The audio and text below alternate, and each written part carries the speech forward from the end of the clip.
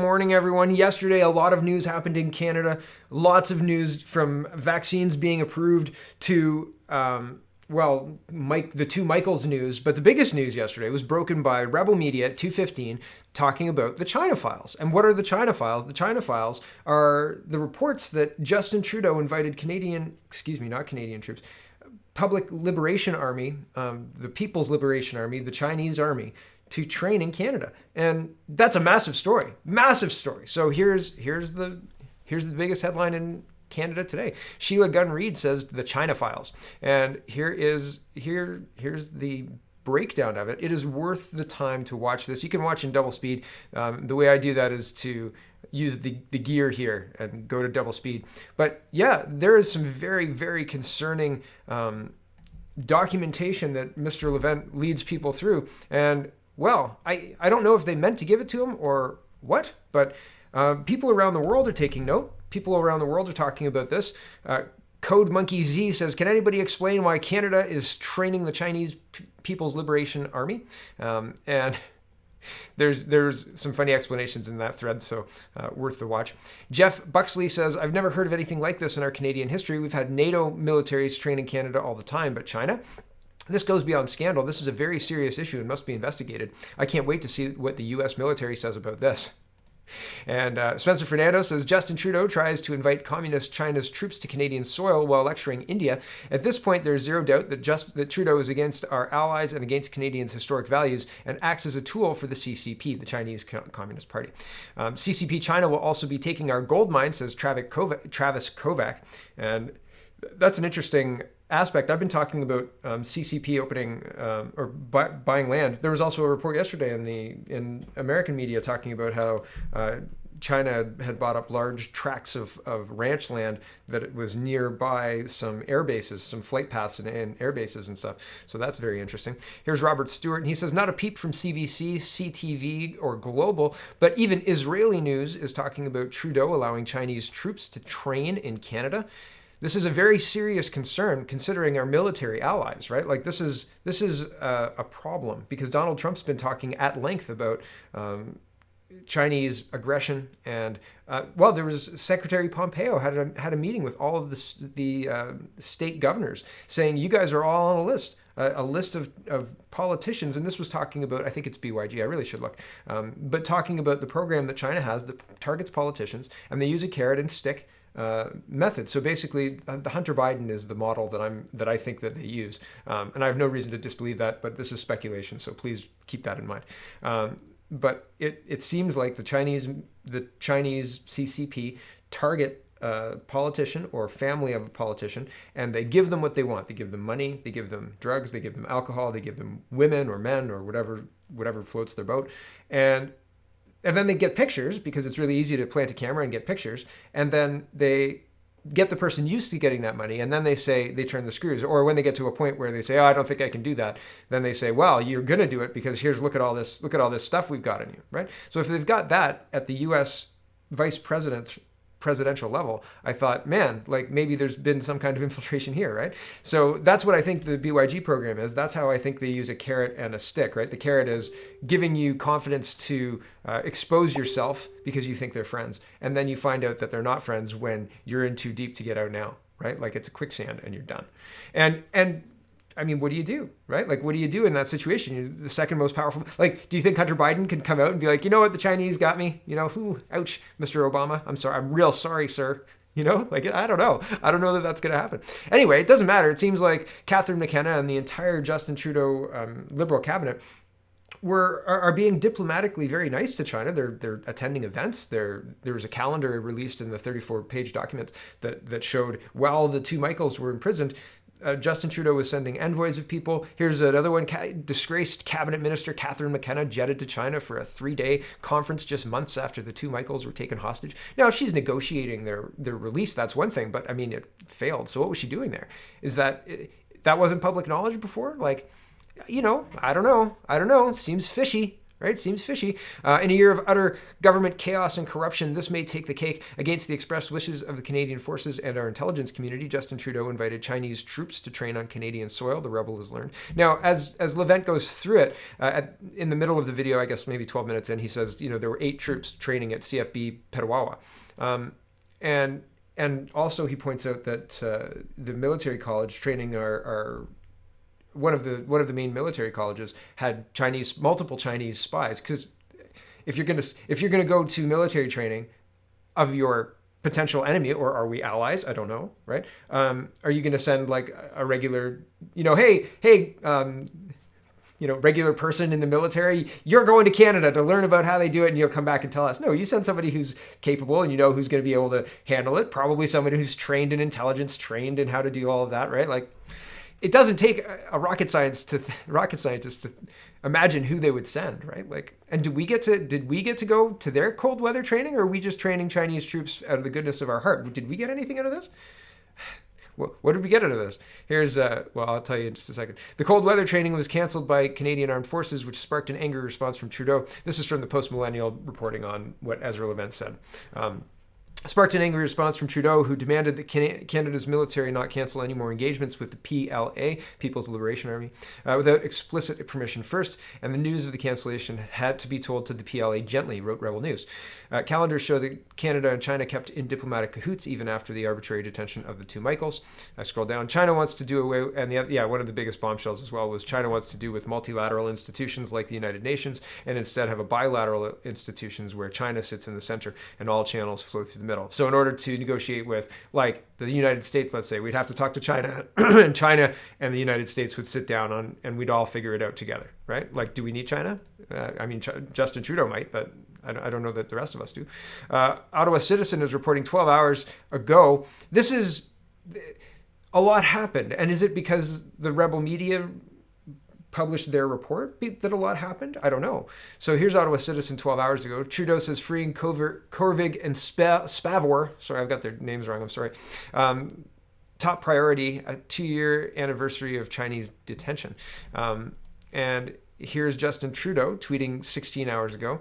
For the past, now note, the China files were released 14 hours ago. So 2 hours after this tweet happened, the China files were released. So I don't know if Ezra's timing is just wonderful, or if somebody else did this timing for some reason. I have no idea why it all worked out like this, but it's very interesting. Anyway, Justin Trudeau is reacting to Francois Philippe Champagne's tweet, and he's our foreign minister, right? He's the minister of foreign affairs.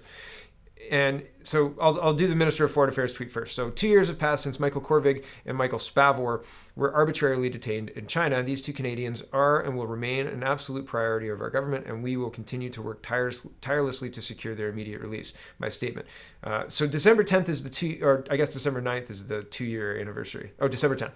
December 10th marks the 2-year anniversary. So the timing here is because December 10th is the 2-year anniversary, but I don't know why Ezra Levent got the files that talked about all the military stuff. That's timing. Anyway, Justin Trudeau responds. He says, for the past 2 years, we've been working tirelessly to secure the release of Michael Corvig and Michael Spavor, and will continue to do so until they're safe at home. We'll keep standing up for them and standing with their families. So how does that square with inviting Chinese military to train in Canadian institutions? If you guys have been working tirelessly for 2 years, what do you have to show for it? Anything at all? No? Here's Pundit Class, and he says, guy who has cash for assets fundraiser with Chinese billionaire, that's Justin Trudeau, that paid for a statue of his father, retweets a guy who took 2 fancy mortgages with the Bank of China. Remember that? That was kind of a little scandal, right? And he's like, oh, don't worry, I discharged those when I got them in Canadian banks now, so don't worry about that.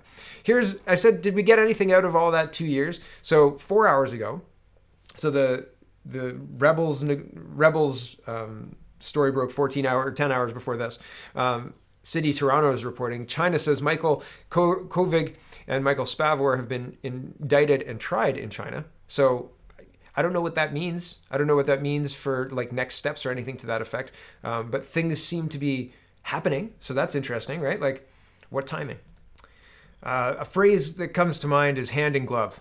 A phrase that comes to mind is, it's interesting that there's movement now in China 2 years later and 10 hours after a big story breaks that shows a really, really close tie between Justin Trudeau and the People's Liberation Army and Chinese CCP. And so I think that there's more to this. There will be more to this. And I think that this is possibly in order to distract from the big rebel story, because like I said at the beginning, the CBC is not touching this, right? Like there are places that aren't going to report this. If they do report this, it'll be a third story and, maybe there's something to this rebel thing, and they're also racist, blah, blah, blah, moving on.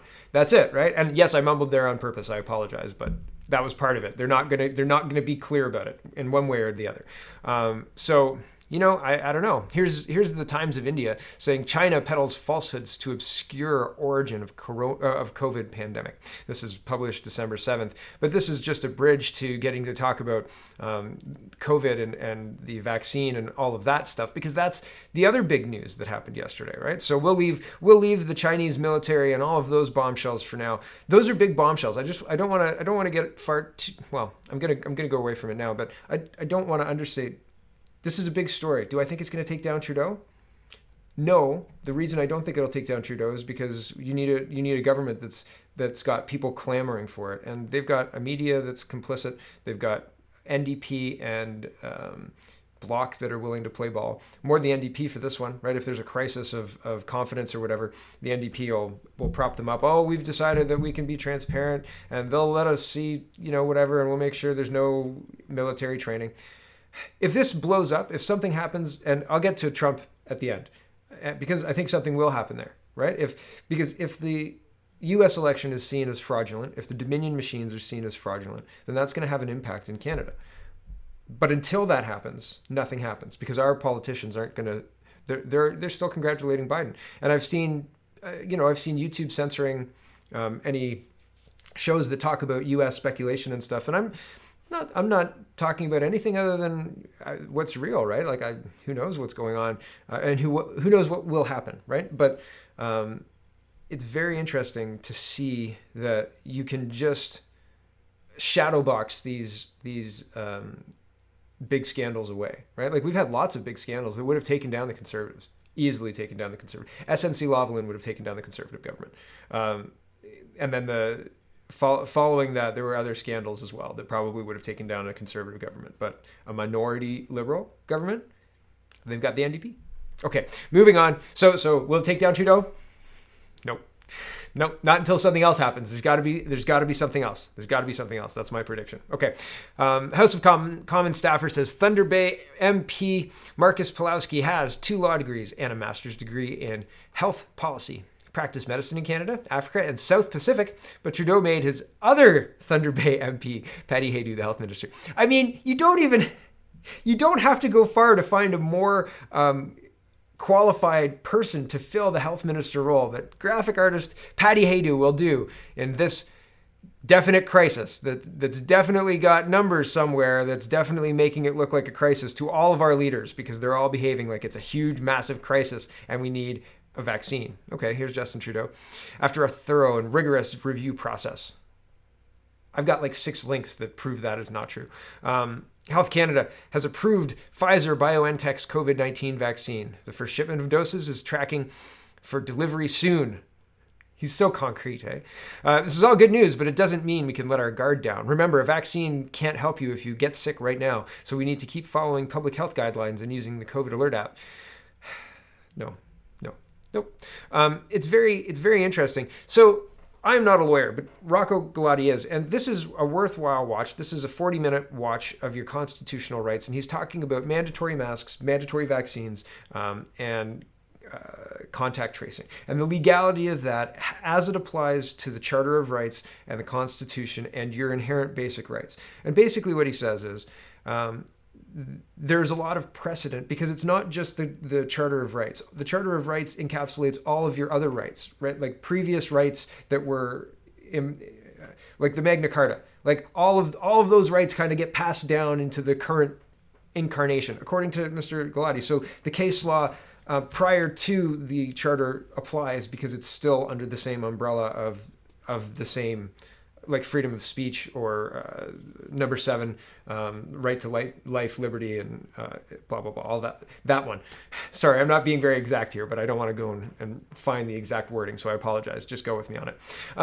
But I think it's worth watching because he talks about people thinking that the government can just drop a notwithstanding clause and be able to legislate this. Mr. Galati talks about the test that needs to be put up against Rule 1 that says these rights are inherent in a democratic society. People say, well, it's a reasonable exemption in an emergency, so the government will just say we're in an emergency and blah, blah, blah. Mr. Galati goes through that's not really how it works, and he explains how it works in a much better way than I can. So these vaccines are happening. Mr. Galati believes that, and I hope that I'm getting his name wrong. I'm totally getting his name wrong. I found out somebody called me the name slayer today, and I thought that's hilariously awesome. So anyway, but Mr. Galati's talking about it as intelligently and as from a law perspective as you can get. And I think it's worth being armed with this knowledge. Despite the fact that I'm kind of ham-fisting it here. There's 40 minutes of very good content, and it's worth your watch. So go check that out. The link is in the description. It's the only YouTube link in the description. But here's the reason that I underline that you have rights. You have a right to say no. You have a right, and it is enshrined, and there is legal backing for you. For me and for anybody who is skeptical of this vaccine, that is a reasonable position to take, considering the lack of testing, considering the adverse effects, considering the fact that they know there's going to be adverse effects. And the FDA has put out warning signs of potential reactions to the vaccine that include death. So, I mean, be aware of what you're consenting to when they let somebody stick something in your arm, right? Say no, right? You make your own choice. I would say no. Cormac McSweeney says, federal health officials released new vaccination timeline for Canada. Expect to have enough vaccines to inoculate all Canadians before the end of September 2021. The news comes after feds approved the first COVID vaccine for use in our country. Yesterday, I went through painstakingly and showed you that it's got lots of very serious concerns. So go back and watch that segment if you're interested in that. Here, I just thought it was interesting to show you they've got 100%. Are they expecting 100% compliance? Well, they've got those military generals doing this, right? But they've got at the Q1 less than 1%, Q4 2020 less than 1%, Q1 2021 8% vaccinated, that's roughly 3 million, Q2 40 to 50%, that's 15 to 19 million, and Q3 38 million, 100%. 100%? You think you're going to get 100% compliance? I just don't see it. As if anybody comes near me with a needle, I will not be around for much longer. Here is lockdowns. This is a whole thread. Lockdowns are terribly, terribly bad. And I don't think that they've once resulted in Ontario anyway, having the effect of moving an area from, say, red into orange or orange into yellow, right? From a high area to a low area. Oh, we locked down for 2 weeks and everybody was better, and we moved from orange to yellow. That hasn't happened. So all that's happening is there are places, as soon as you hit some magic deadline, right? And the magic deadline for Guelph is I think today they're announcing that we'll go to red on. They've been announcing for the last couple of days that Dr. Mercer has recommended red. So the province is going to look at that and say, yep, that's fine. And so we'll move to red. So arbitrarily, and from people who aren't missing any paychecks and from people who aren't being impacted by their decisions really, they're moving us into closer to a lockdown when the lockdown hasn't been effective. Let's look at this thread to look at how ineffective and cruel these lockdowns are. And then we'll look at, Toronto's public health. It says province's chief medical officer of health said earlier this week that the data will indicate whether lockdowns in Toronto and Peel region that started 2 weeks ago are working.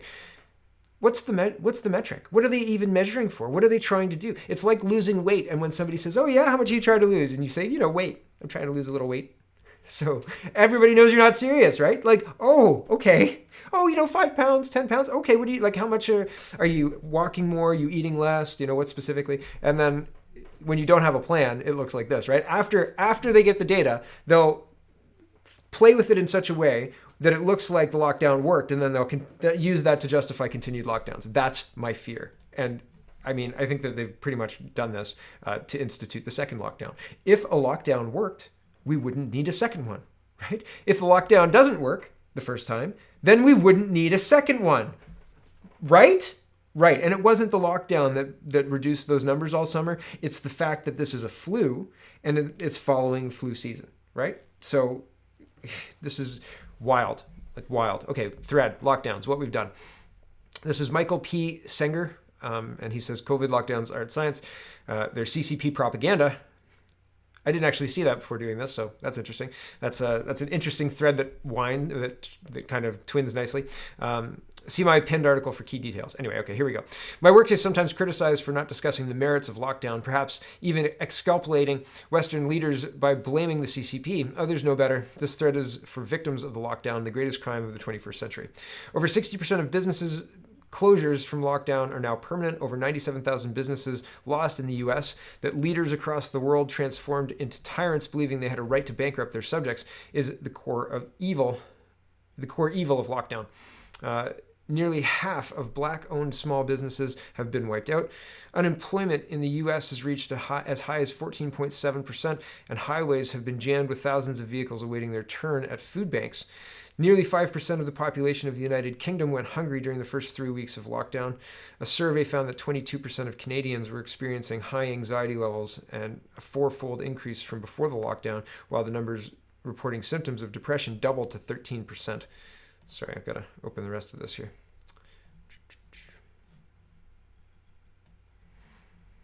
More than 40 U.S. states have reported increases in opioid-related mortality.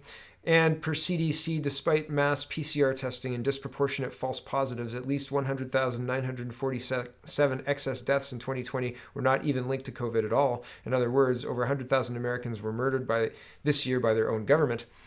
Though at little risk from the virus itself, young people bore an outsized share of the burden. More than 70% of adults aged 18 to 23 say they experienced common symptoms of depression.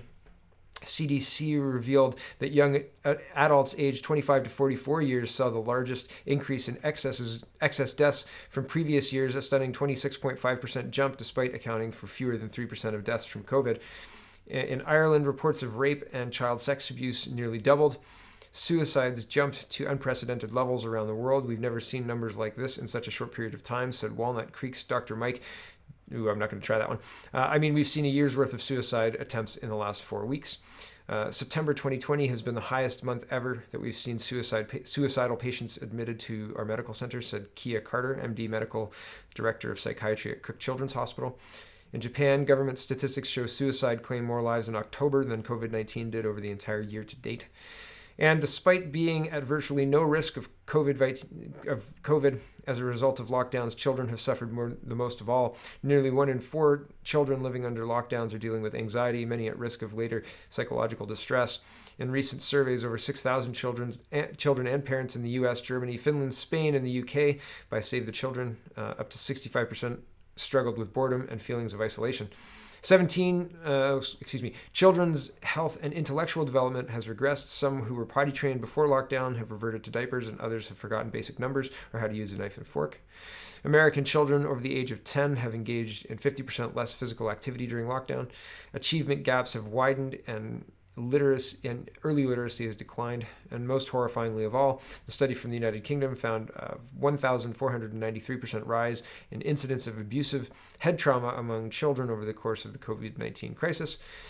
These are not statistics, they're old friends, loved ones, and intelligent human beings with thoughts, feelings, and dreams whose lives have been needlessly destroyed by our government's policies. But while these statistics in developed nations may be horrifying, they pale in comparison to the suffering of the untold millions of the developing world cast into starvation and poverty as a result of our lockdowns. In India, millions of stranded workers lost their livelihoods and marched in exodus to far-off villages. In South Africa, food lines stretched for miles. Quarantined migrants in Saudi Arabia were left to die. The guards just threw the bodies out back as if it was trash. The United Nations forewarned of a famine of biblical proportions, with 265 million people literally marching to the brink of starvation. The UN later estimated that the crisis had pushed an additional 150 million people into multidimensional poverty, deprived of education, health, housing, nutrition, sanitation, or water. All this for a virus that caused no above average mortality in countries without lockdowns, and which WHO estimates are infected 10% of people worldwide. In other words, all for nothing. Lockdown supporters may cower from these facts, but that doesn't make them any less real. Journalists pretend to fool each other, disassociating by attributing these travesties to pandemic instead of lockdowns. But God is not fooled. Due to the CCP's lockdown fraud, millions of lives have been destroyed and millions murdered by their own governments. The CCP and its enablers must be held accountable to stop lockdowns, ensure they never happen again, and see that justice is done. So I just wanted to go through. He's linked to all of his claims here, except for the CCP being the root cause of this. But the more that is uncovered, the more I think he's probably pretty close to right.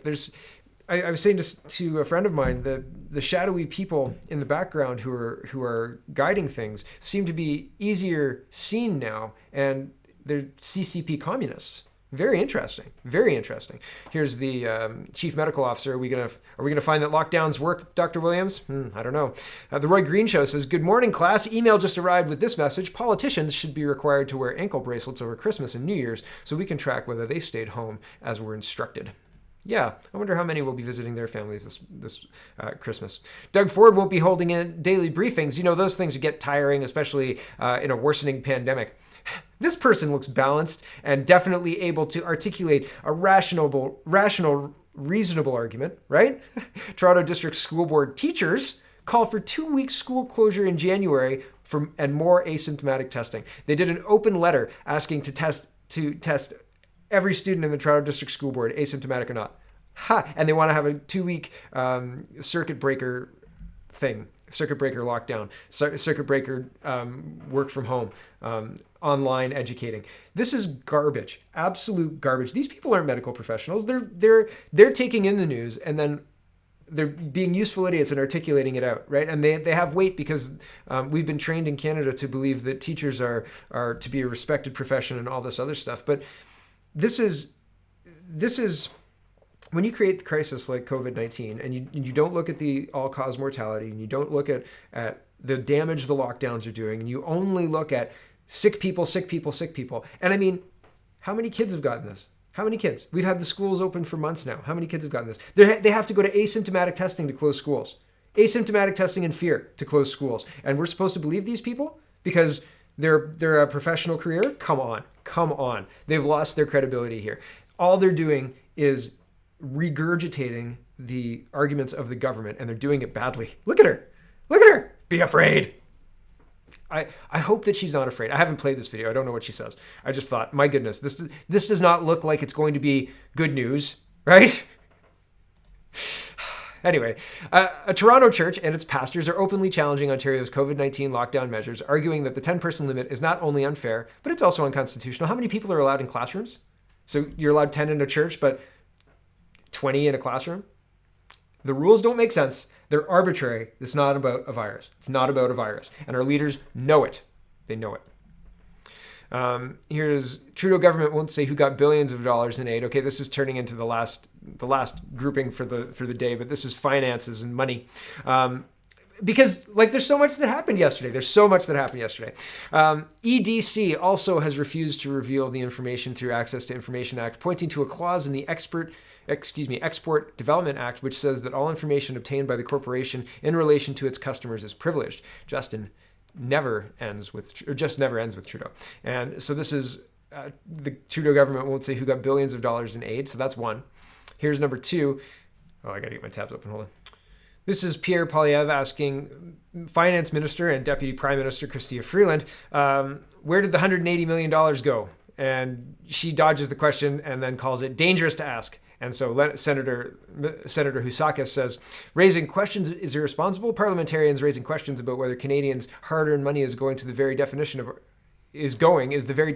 jobs. The arrogance of Ms. Freeland here is beyond the pale. And it's not very loud. And Ms. Freeland's mic is quiet and she's quiet. So apologies, but I'm going to play this.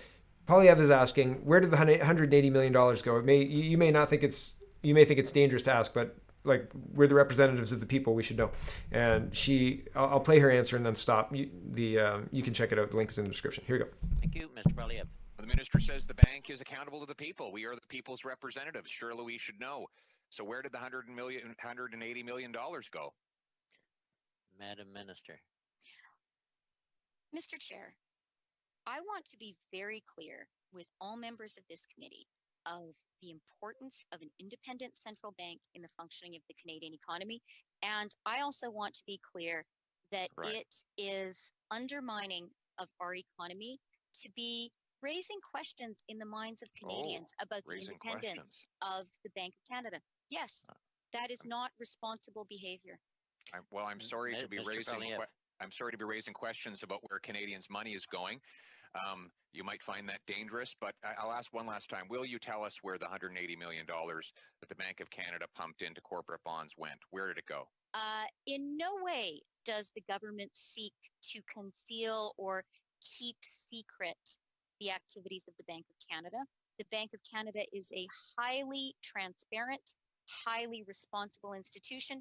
And I have a question for the Conservative members. Do they respect the independence of the Bank of Canada as previous Conservative finance ministers like the late Jim Flaherty did? So where did the $180 million go? No, you're just gonna gaslight and turn it around on us? I've got a question for you. Where did the cookie go? I'll be right back, and if that cookie's not there, there'll be heck to pay.